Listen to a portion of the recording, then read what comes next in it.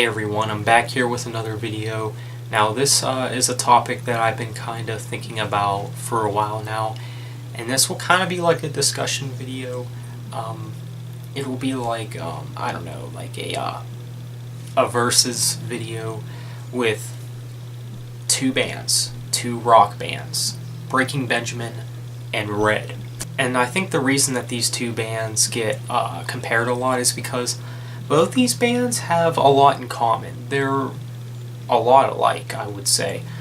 They both kind of have the same sound, even though Red's sound is a little more darker. And because I think Breaking Benjamin's newer releases, they've kind of lost that dark sound, and I think that might have to do with Ben Burnley's personal life, because that's why the albums after Dear Agony really haven't been that dark. And I think the last couple of Red albums, if we're talking Red, the last two Red albums have been very dark sounding. And of course I will be judging these two bands based on their music. And conveniently both these bands have 6 albums. Yes, only 6 albums. And so we will start now with Breaking Benjamin's debut Saturate and Red's debut End of Silence. Now we'll be comparing these two. Now it's really hard for me to pick. Breaking Benjamin's debut was definitely a lot more raw sounding. I felt like I do feel like Saturate is kind of better in the sense of influence, because a lot of you know that Breaking Benjamin was influenced by bands like Nirvana and Tool and bands like those, and Saturate really helped populate the modern rock genre. And while End of Silence by Red was kind of just there, however, it really introduced this new sound of rock. I think it led to like these violins and strings, almost like classical mixed in with rock, if that makes sense. Is kind of what Red kind of did. They brought in a lot more atmosphere, and I can tell they were just really trying to experiment with the rock genre. Like, they basically took what bands like Breaking Benjamin and 3 Days Grace did and kind of just made it their own. And I think that's really cool. And so, yeah, it's very hard for this one, for the two debuts. So I'm going to have to give both of these a tie. And, of course, next up we got Breaking Benjamin's We Are Not Alone and Red's Innocence and Instinct. It's pretty much a no-brainer picking which album is better. I will pick Red's Innocence and Instinct. I do think that this is a much better record than We Are Not Alone. I know I probably just triggered a ton of Breaking Benjamin fans right now because they're more cancerous than Justin Bieber fans. But anyway, yeah, I just think Innocence and Instinct was a much better second album than We Are Not Alone was. However, I do think We Are Not Alone is pretty good for what it is, but it's definitely not my favorite of their albums. And I don't know. Red kind of continued what they did with End of Silence and with Innocence and Instinct, and it was a much darker sounding album. And with We Are Not Alone, the vocals, I felt like Ben has really, his vocal performance on We Are Not Alone wasn't as good as it was on Saturate. That's my opinion, at least, because he sounds like he's like struggling to breathe every time he sings in that album. And of course that has, if we're looking at the album objectively, it's a good album, but comparing it to Innocence and Instinct, no. I think Innocence and Instinct really kicks the crap out of this album. So yeah, and now we're moving on to third albums. We got Breaking Benjamin's Phobia and Red's Until We Have Faces. Now, a lot of you know, if you guys know me well enough, you guys know which one I would pick. I would have to go with Breaking Benjamin's Phobia over Red's Until We Have Faces. And that's not to say that I don't like Until We Have Faces as an album. I think it's a pretty good album. Is it one of my favorites? No, but I don't think it's bad.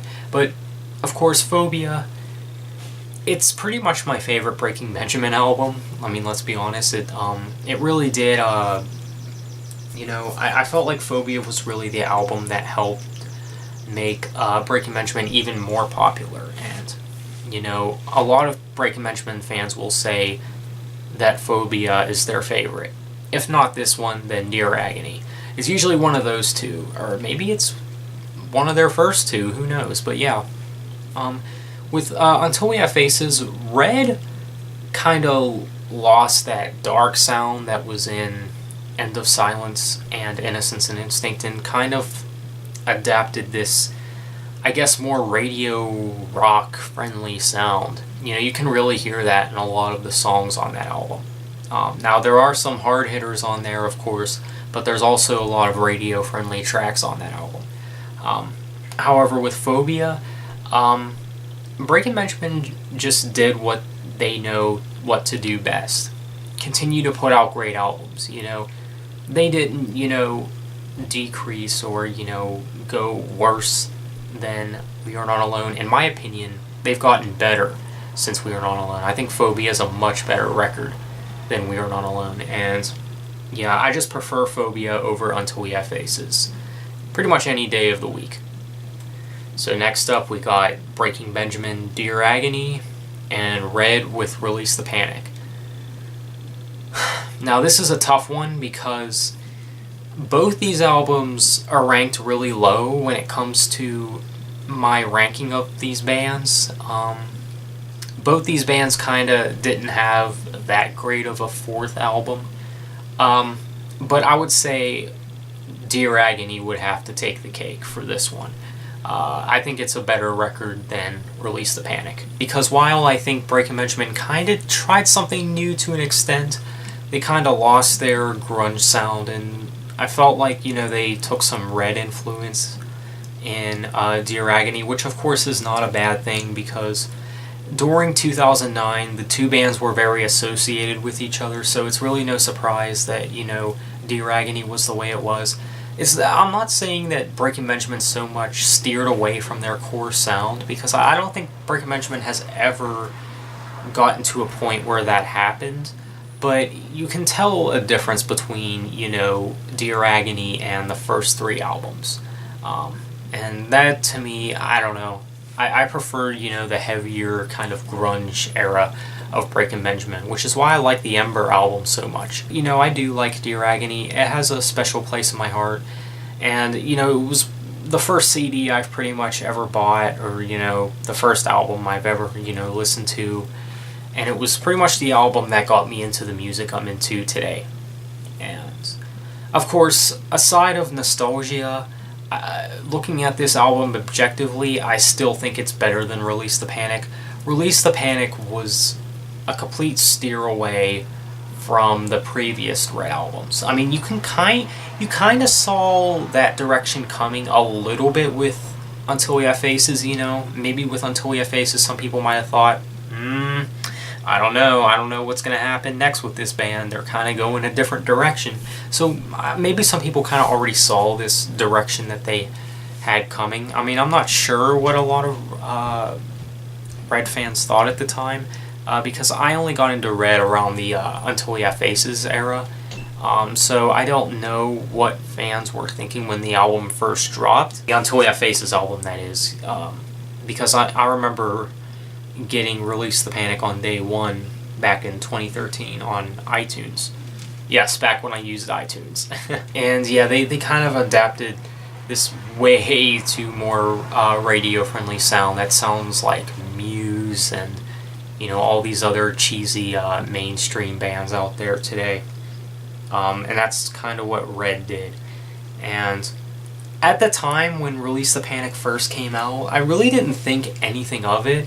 Like, I didn't have the thought, wow, this sounds different for Red. But at the same time, I kind of did. But comparing Release the Panic to Dear Agony, I think is a lot better. You know, besides my nostalgia, in my opinion, or whatever. So next up we got Breaking Benjamin, Dark Before Dawn, which is their comeback album. And then we got Red with A Beauty and Rage. Now, this is probably one of the toughest ones yet. It's not as tough as comparing their debuts, but it's This is also a tough one because both these albums are very good. But I'm gonna have to pick Red's Of Beauty and Rage. While I think Dark Before Dawn is a great comeback album, it really didn't do anything new for me, and it was one of those albums that I listened to for a couple years and then I just kind of moved on. With a Beauty and Rage, it was an album that I never got sick of. I still don't get sick of it to this day. I probably still listen to it more than Gone, probably. I think it's a much better album than Gone too. But yeah, until Of Beauty and Rage, the reason for me that this album I think is better than Dark Before Dawn is because, this was a return to form for Red. They, after the two albums, Until We Have Faces and Release the Panic, and while Until We Have Faces wasn't that bad, Release the Panic, I'm sure, had a lot of Red fans let down and kind of anxious for what they had to offer next at the time. Not so much me included, because I was a super big Red fan and I would just absorb whatever they put out, no matter what it sounded like. So of course it really didn't matter to me, but the more I think about it, I was really glad at the time that Red really went back to their roots to some extent. Their Of Beauty and Rage kind of was like a part 2 to Innocence and Instinct, if you will, which is one thing I can appreciate. They took that album and made it darker, I think. That's just kind of what I think.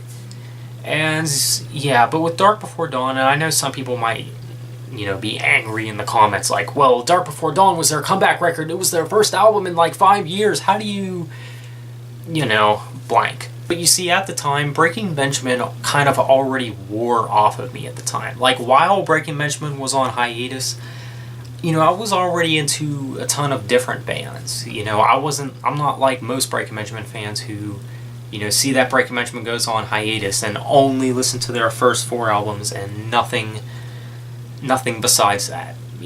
I kind of had to find different bands while Breaking Benjamin was on hiatus. And, because at the time I didn't think that they would ever come back. But obviously they did. And, yeah, and like I said, while I think Dark Before Dawn is a good album, it pales in comparison to Of Beauty and Rage, I think. So, yeah. And, of course, we got Breaking Benjamin with Ember and Red with their album Gone. Now, I could see why this one might be tough too, but I don't think it's as tough as the last one, because I think Breaking Benjamin with Ember, I think, is better than Gone. Yes, for those of you guys who freak out that I put Of Beauty and Rage over Dark Before Dawn, there you go. I actually think Ember is a better album than Gone, and here's why. Breaking Benjamin, they not only stuck to their roots, but they went back. Like, I think this is Breaking Benjamin's heaviest record since Saturate, which is something that I can appreciate. I know some people might not like that, but I love it. As a fan of the Saturate album, I love it. And while Gone I still think is a pretty good album, but it aged very, very badly, I think. It's not as good as their last album, It has a more poppy sound to it. It's one of those things where it's just like, you wonder what happened to the band. They came out with Of Beauty and Rage, and then they released Gone, and you hear that, and you're like, where did they go wrong? Now, I do think Gone is still better than Release the Panic, and I even think it's better than Until We Have Faces. But, because I feel like Gone kind of sticks to that Of Beauty and Rage sound to some extent, but just more electronic, like more experimental. Now, is there some tracks from Gone that I would consider bad? Yeah, I think maybe some of Red's worst songs ever are on that album, but if you really look at it objectively, there's some good tracks on it, like Step Inside the Violence, Losing Control, Fracture, Singularity. Those are great songs. But overall, comparing this album to Ember by Breaking Benjamin, it's not really that comparable. Breaking Benjamin, I do think, put out a better album than Red. And we'll have to see what happens next time around whenever Red and Breaking Benjamin get around to releasing their albums, which, you know, Red will probably release their next one in 2019 or 2020. I would imagine 2019, since they kind of run on a 2-year cycle with their albums. And with Breaking Benjamin, it's hard to tell. Maybe 2020 or 2021 or something like that. I don't know. It's just kind of hard talking about the next Breaking Benjamin album after Ember. So yeah.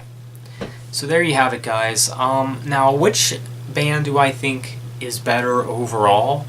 Well, that's a good question, because both these bands have had albums that are better than others, and like some of Red's albums are better than some of Breaking Benjamin's albums, and I think some of Breaking Benjamin's albums are better than some Red albums. So it's really hard to say, and I know like some people might say Breaking Benjamin just because, you know, they're more mainstream, and, you know, because of their nostalgia for the band, and of course the people that are just obsessed with them, that stalk the band members' families and stuff like that. Of course those people would vote Breaking Benjamin, just because. And of course, you know, there's people on the other side who vote Red because, oh, meaningful lyrics. But they're a Christian band. And Breaking Benjamin isn't. Breaking Benjamin, they have swearing in their music. Shut up. Grow up.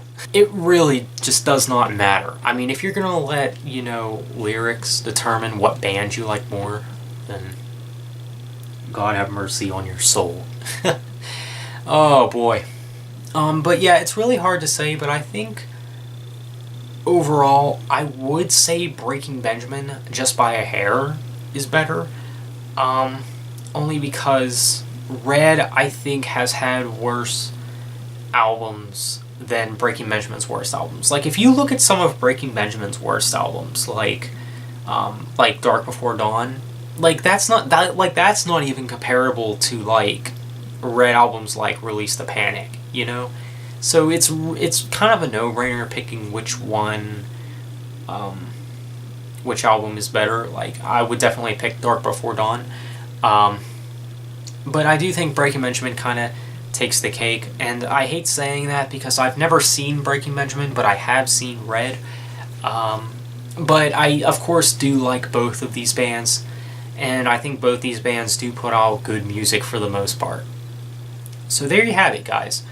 That is Breaking Benjamin versus Red. I think overall they're both very good bands. Thanks so much for watching. Please remember to leave a like and subscribe if you're not already, and take care.